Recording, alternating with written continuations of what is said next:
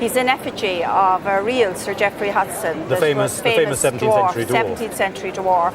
And he was, Chris will tell you, 18 inches high. He was originally 18 inches tall when he was in the court of Charles I and Queen Henrietta. Yes. The idea of the dagger on his side, I understand, was that they used to bake him into an apple pie, and he would split the pie open and tumble onto the table and do his little acts. So he's an early version of the dancing girl bursting from the cage. That's correct. Absolutely. Yes. Now, of course, Sir Geoffrey Hudson was a very famous figure. He was born in 1619, died in 1682. He was a court favourite, as you say, of Charles I. Charles I. And of course, that was a time when everybody had dwarves as part of their court retinue. Right. There are famous paintings by Velázquez of the Spanish court with dwarves in place. The little man on this stand was a real person, and the court knew him well. Sir Geoffrey Hudson served Queen Henrietta Maria, the wife of Charles I, and the greatest painter of the age put him on canvas. Anthony van Dyck painted him in 1633, standing at the Queen's side with his hand on a monkey, a portrait that now hangs in Washington. His life turned darker than any party trick. He fought a duel on horseback and killed his opponent, was exiled, and was then seized by Barbary corsairs and sold into slavery in North Africa. By the 1800s he had become a legend rather than a servant, helped along by Walter Scott, who wove him into a novel. Figures like this one were cast in the Victorian age as parlour curiosities, souvenirs of a strange history, and it is the story, as much as the casting, that a collector is buying. Now, I suppose we have to think about his value. He's an extraordinary thing. And I think the value is on two levels. One, you've got his figure, his value as a sort of 19th century grotesque decorative figure. Secondly, as a representation of Sir Geoffrey. And the two things, in a sense, are related but unconnected. Yes. If one can prove the Sir Geoffrey link, then he would be of great interest to a collector. But of course, he's not a contemporary piece. So the maximum price, I would think, would be about sort of £3,000 as a 19th century curiosity with good historical background. Now, does it belong to you? What's the story behind it? It belongs to me. I was given it by my granny for my 18th birthday, which was in December. And it's family heirloom, so it was my great aunt's. And it was given to my granny in the 1950s, 40s or 50s. 1950s. Did she wear it? She's worn it a few times, I think. A couple of times, yeah. Not very much. Yes. Yeah. So you're given this necklace not that long ago. What did you think when you were given it? I actually started crying. Did you? Why? 40 minutes on and off. Because you thought it was... I was just so shocked. I didn't expect to get something that special. And because you recognise it as being something a bit special. Yeah, definitely. And, all right, have you worn it? Because it's very wearable, isn't it? I've got a leavers ball for my school in July, and I'm going to wear it then. Liberty of London had been open on Regent Street for barely 25 years when it changed British jewellery. In 1899 the shop launched its own range, called Kimrick, made in partnership with the Birmingham silversmiths W. H. Hasler, and the look was defined by a Manx designer named Archibald Knox. The pieces borrowed the flowing lines of Celtic metalwork and set them with soft, dreaming stones, moonstone, mother of pearl, and the baroque, uneven pearls that catch the light unpredictably. Liberty did something unusual for the time. It left the work unsigned, selling the shop's name rather than the maker's, so a necklace like this survives without a stamp to hunt for. That anonymity once kept prices down. It does the opposite now, because collectors have learned to read the style itself, and good arts and crafts Liberty is quietly sought after. When you wear it for your ball, with your dove grey dress, you need to consider the fact that round your neck you're wearing £3,000 of necklace. Oh my God, okay. Right. Better be careful then. You must be careful of it. Yeah. If you really want to know what everybody loves, Liberty, a beautiful fringed necklace in absolutely impeccable condition, in its original case, with the name Liberty in the lid, you've been left something quite dynamic. Okay. Enjoy it, won't you? Yeah, I will. Thank you. Thank you very much. Pleasure. Glad to have helped. You've watched hundreds of these moments. The ordinary object. The jaw-dropping value. But here's the question we never ask: what's sitting in your home? You don't have to wait for the roadshow to come to your town. In seconds, Velco tells you what it is, when it was made, and what it could be worth. It's like having the roadshow in your pocket. Open the App Store and search Velco. VELQO. Or point your phone at the screen. You might be sitting on a fortune. For me, even though I'm not Cornish, the high point of any journey to the West Country is crossing the Royal Albert Bridge. And here we have it, in replica. I've always had a passion for Brunel. I've always had a passion for this bridge in particular. And to me, this is a magic moment. You know, here we have it.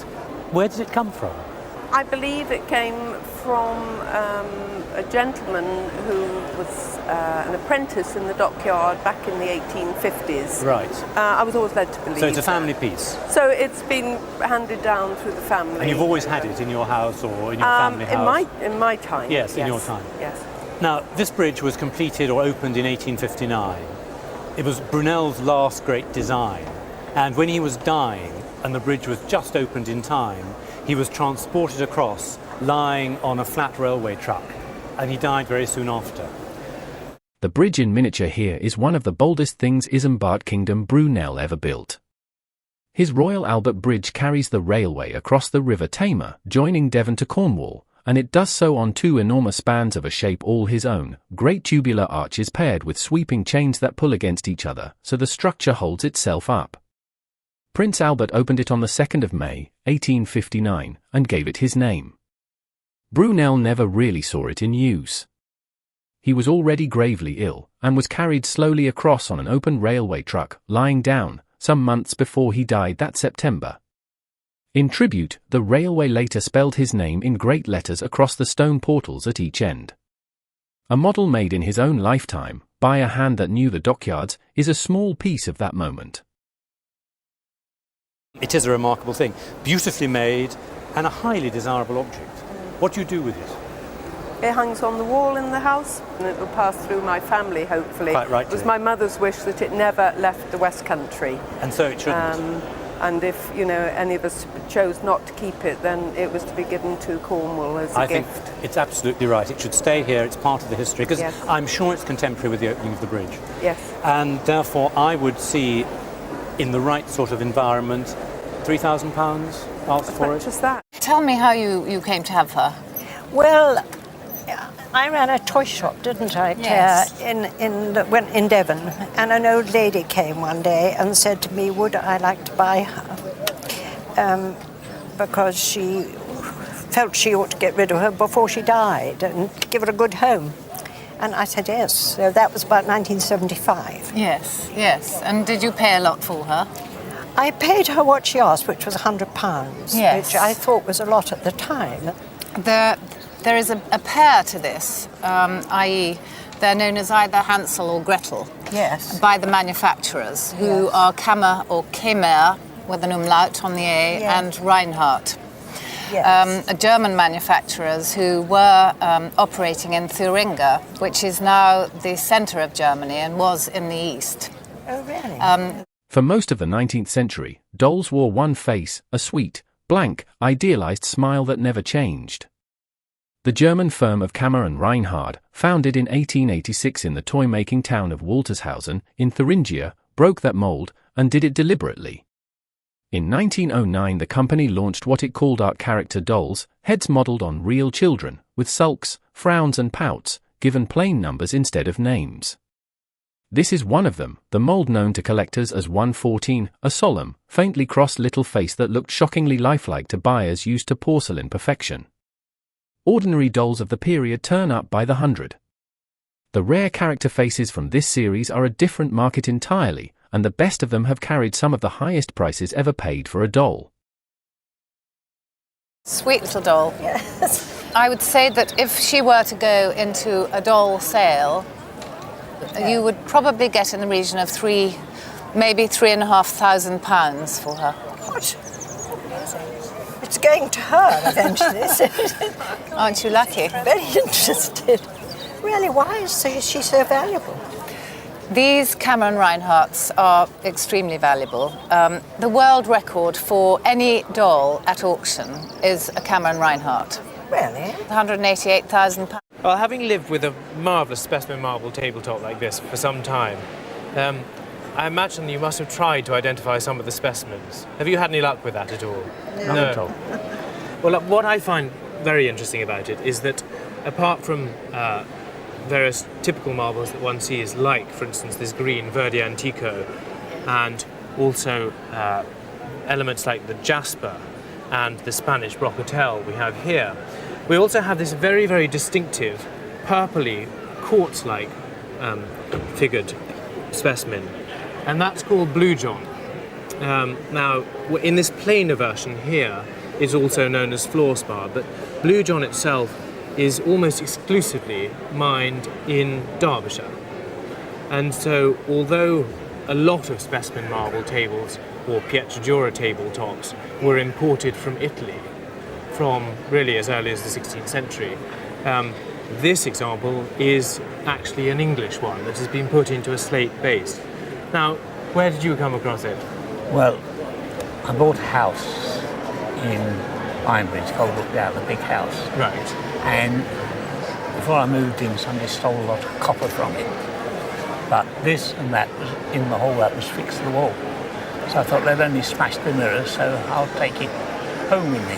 Oh, really? Yeah. So it had always been in the house, as far as you know? It did, but this house once belonged to Abraham Darby's grandson.